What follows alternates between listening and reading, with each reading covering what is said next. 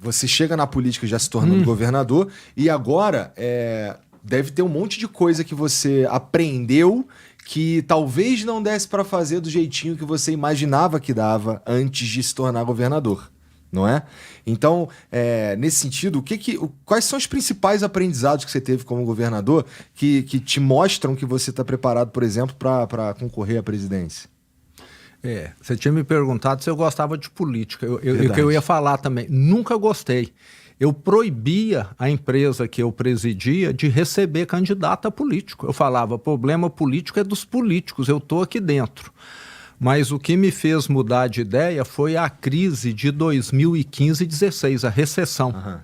Você já estava aqui. Não, a gente tá... 15 e 16. Eu já estava na internet. Estava na internet. Mas foi uma época que teve... muito desemprego, e eu tive de demitir, reduzir o quadro naqueles 2 anos, Igor, mais de 2.500 pessoas. Foram os piores anos da minha vida. E naqueles 2 anos, 2015 e 2016, só o Brasil é que engatou marcha ré. O mundo inteiro estava crescendo. A Argentina crescia, Europa, Ásia, todo mundo crescendo, e o PT fez o Brasil engatar marcha ré com o impeachment da Dilma, com mala de dinheiro, com lava-jato. Você lembra muito bem disso aí. E aquilo ali foi mais ou menos a gota d'água que começou a fazer com que a ficha caísse para mim. Eu comecei a ver que não adianta você estudar muito, não adianta você ser um bom profissional, você fazer uma empresa crescer, ser eficiente, se você está num país que está afundando. O que vale uma empresa, alguma coisa na Venezuela? Nada. Concorda? Ali é que eu comecei a ver, falei, gente, eu sempre fiquei tão voltado só para empresa, crescer. Agora eu estou vendo o Brasil afundar. O que adiantou tudo? E aí a ficha começou a cair. E coincidiu que em 2017 eu já tinha pedido para sair da empresa, fiz a minha sucessão lá, empresa profissionalizada, com balanço auditado, mais de 5.000 funcionários, e falei, eu quero ver essa empresa funcionar sem a minha presença. A área que eu mais gosto na minha vida é gestão, é montar time e ver o time ganhar de goleada. Você está entendendo? Eu sou meio que técnico para poder montar o time. E a empresa continuou funcionando lá. Está lá até hoje no interior de Minas. Pouca gente conhece, porque a especialidade da empresa é loja em cidades de 10, 20 mil habitantes. E não em shopping center, em grandes metrópoles. Nós não temos uma loja em shopping, nem em grandes metrópoles. Só interior de Minas e estados vizinhos. E a empresa funcionando lá, e eu saí. E aí veio o convite do Partido Novo. Olha que coincidência. Eu acabei de sair da empresa, 6 meses depois, o partido me convida. E aí é o partido que é o que eu sempre sonhei em termos de política no Brasil, que combate a corrupção, que quer combater privilégio, que quer transparência em tudo. Nós não queremos esconder nada. Minas era o 22º estado em termos de transparência das contas públicas. Hoje é o primeiro do Brasil, de acordo com o ranking aí da Controladoria Geral da União. Um partido que quer gente ética, ficha limpa na política e não ficha suja, como tem muitos aí. E eu falei, gente, isso aqui é o que eu sempre sonhei. Sei que a minha chance é muito pequena, mas eu estou vendo que o Brasil está indo para o buraco, com tudo que está acontecendo aí, que foi logo depois de Lava Jato, etc. Eu falei, pelo menos eu vou contribuir com esse partido, que essa causa aqui é nobre e merece. E fui candidato. E a minha candidatura em 2018 eram tubarões no aquário e eu como um lambari. Tá entendendo? Era desse jeito. Eu só estava competindo com gente experiente, de partidos grandes, que já tinham disputado diversas eleições. Eu num partido pequeno e desconhecido. Mas trabalho dá resultado. Peguei meu carro, rodei 70 mil quilômetros em 2018, fui em mais de 200 cidades e o nome que era desconhecido foi ficando conhecido. Os outros iam só de avião, uma cidade grande ou outra só, aquele negócio de política. Eu quero é ficar aqui no gabinete com ar-condicionado, né, que é muito característico, que as pessoas sabem, e eu sempre fui gestor chão de fábrica. E acho que o Brasil, voltando à sua pergunta, precisa disso, você entendeu? Eu não sou político de carteirinha, não sou político profissional, eu me considero mais empreendedor do que político, porque na minha vida toda eu sou político há 6 anos e 7 meses e fui empreendedor desde criança. Comecei ajudando o meu pai desde os 5 anos de idade. Assim que eu aprendi a contar, meu pai já me colocou para contar parafuso, porca, arruela, que ele vendia lá. Entendeu? Ele tinha uma loja de ferragem? Tinha uma loja de autopeças. Tá. A empresa nossa sempre atuou nesse ramo aí. Então, eu ficava lá contando o que era simples para poder agilizar o atendimento ao cliente, desde sempre. A mão ficava toda suja de óleo e de graxa lá. E ser um gestor se reflete em como gerir um Estado de maneira eficiente? Por quê? A gente sabe que isso daí é uma posição política, no fim das contas, né? E ela supõe-se que precisa de um monte de acordo ou concessões para que a coisa funcione de forma suave, né? Tem a ver com montar um bom time, tem a ver com tudo isso, mas no fim não é todo mundo que está ali fazendo o trabalho junto com o governador que inclusive está de acordo com o que o governador gostaria de fazer. Eu tô falando dos deputados, tô falando disso aí. Como é que... Qual foi a principal diferença, vai? Porque lá na empresa que você era o gestor, era tu que mandava. Tu que mandava. Ali, gente ruim não ficava. Mas aí tu chega para ser governador, tem uma outra dinâmica ali que não necessariamente é ser apenas um gestor. Precisa de uma habilidade política, no fim das contas. Sim. Né? E como é que foi para você essa transição de...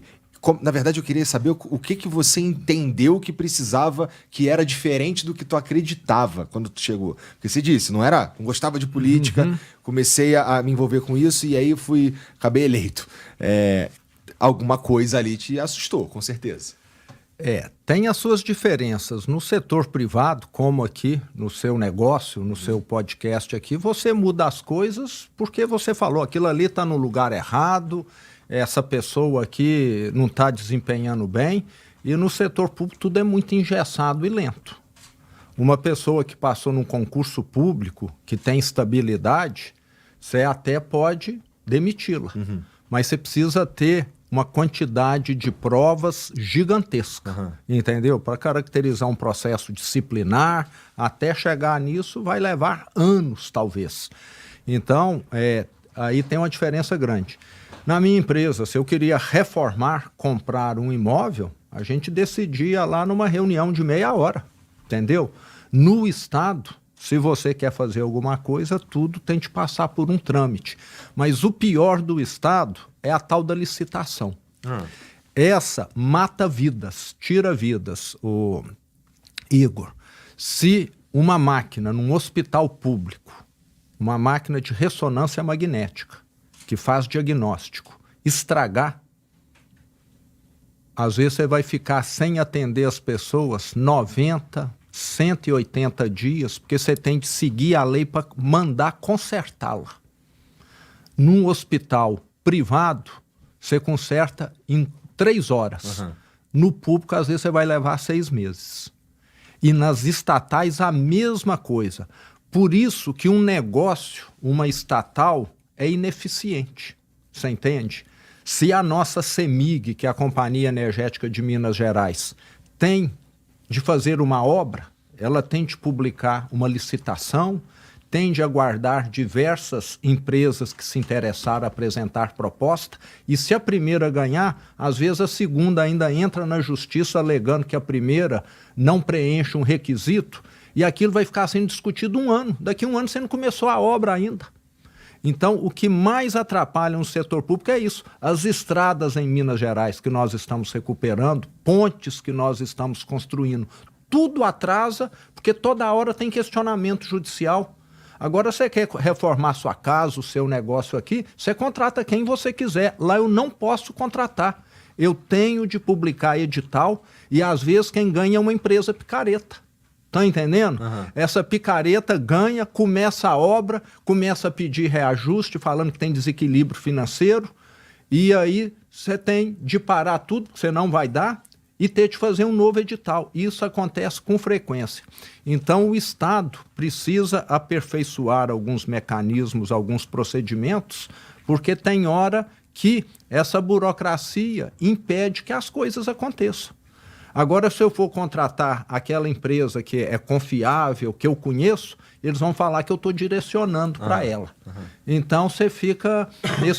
Esse é o pesadelo do gestor público, entendeu? O que tu sugere que seja diferente? Porque, assim, para mim parece que... Bom, a ideia da licitação tem a ver justamente com uma proteção de como acontecem essas contratações mesmo. Porque se for um cara que ele não tem a ética como um valor principal, ele poderia contratar o irmão dele, ou sei lá, o cunhado para fazer uma obra. Exato. Então a licitação ela tem o objetivo de manter a coisa mais honesta, né? Exato.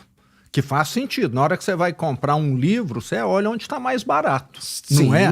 O livro você sabe exatamente o que é. Uhum.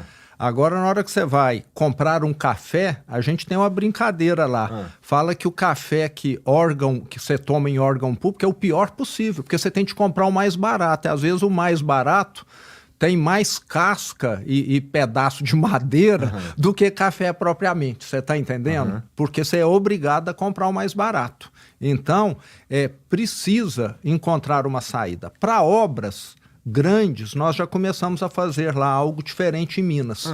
É exigir da construtora que ela coloque no preço a contratação de um seguro para que a obra seja entregue naquela data. Se a construtora desistir, a seguradora tem de assumir.